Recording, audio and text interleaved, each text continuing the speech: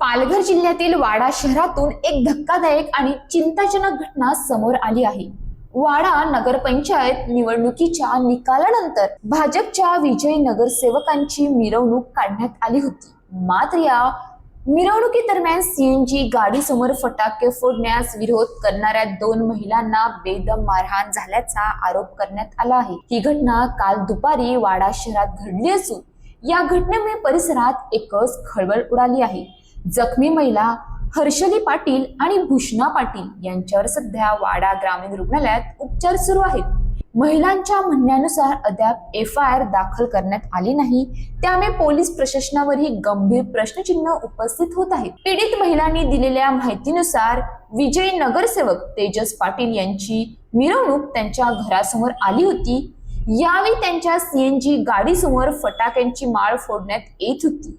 याला विरोध केल्यावर संबंधित व्यक्तींनी शिवीगाळ करत महिलांना मारहाण केली। आमच्यावर अन्याय झाला असून आरोपींना तत्काळ अटक करण्यात यावी अशी मागणी जखमी महिलांनी सरकारकडे केली आहे। सर्वात गंभीर बाब म्हणजे निवडणुकीत सत्ता मिळताच जर अशा प्रकारची दहशत, भांडणं आणि हिंसा सुरू होत असेल तर पुढील 5 वर्षात वाडा शहराची परिस्थिती काय असेल? निवडून आलेले लोक जर कायदा हातात घेत असतील तर सामान्य नागरिकांनी न्याय मागायचा तरी कुणाकडे, असा सवाल आता उपस्थित केला जात आहे। इतकंच नाही तर महिलांच्या आरोपानुसार पोलिसांनी अद्याप गुन्हा दाखल न केल्याने पोलीस प्रशासनही राजकीय दबावाखाली काम करत असल्याचा संशय व्यक्त केला जात आहे। या प्रकरणात तत्काळ निपक्ष चौकशी होऊन दोषींवर कठोर कारवाई करण्यात यावी अशी मागणी आता वाडा शहरातील नागरिकांकडून होत आहे। ताई, काल तुम्हाला जी मारहाण झाली ती मारहाण कारण काय होतं आणि मग तुम्ही त्यांना सोडायला गेलो होतं आणि मारहाण करणारे कोण होते?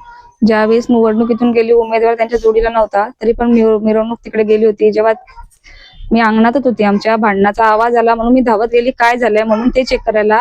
मारहाण एवढी जोरात चालू होती की गेट वगैरे तोडून रॉडवेड काढले होते। तिथे सावरण्यासाठी आम्ही तिथे गेलो, पण ऍक्च्युली तिथे जी लोक होते ते माझे काका नंदकुमार पाटील यांनी डायरेक्टली माझ्या भावाच्या मानेत हात घातला आणि त्याला अशा बडगड्या पडला। ती मारहाण त्याला वाचवायला जाण्यासाठी आम्ही तिथे मध्ये गेलो, त्याच्यात त्यांनी मला पण मारहाण केली।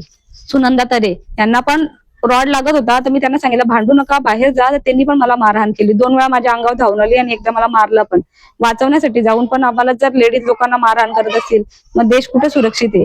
पोलीस पण लेडीज लोकांची तक्रार घेत नाहीये। आज माझ्या छातीत लागले आणि माझ्या हाताला लागले।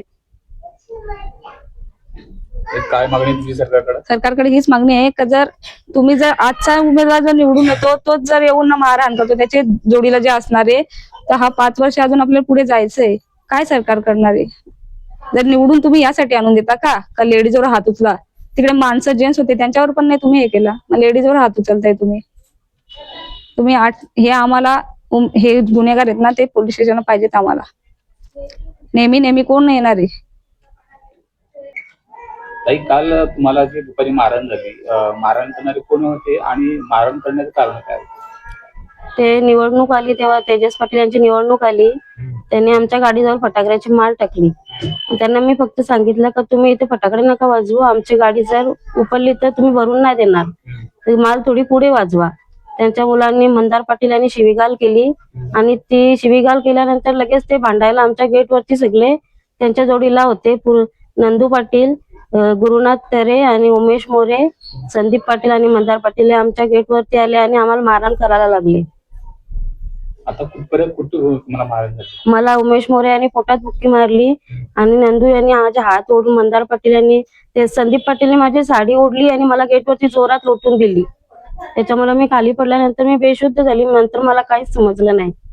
आता काय मागणी आहे तुमची सरकारकडे? मला फक्त सरकारकडे एवढीच मागणी आहे, जर तुम्ही ही देशाची अवस्था असेल, आम्हाला लेडीज वरती आमचे हात उचलून तुम्ही जर त्या 5 जणांना तुम्ही आत नसेल टाकणार, मग तुमचे सत्ता येऊन काय फायदा आहे? मला ती 5 जण आतमध्ये पाहिजेत। अशाच ताज्या बातम्यांसाठी आमच्या न्यूज पोलीस रिपोर्टर चॅनलला लगेच सबस्क्राईब करा आणि बेल आयकॉन दाबायला विसरू नका।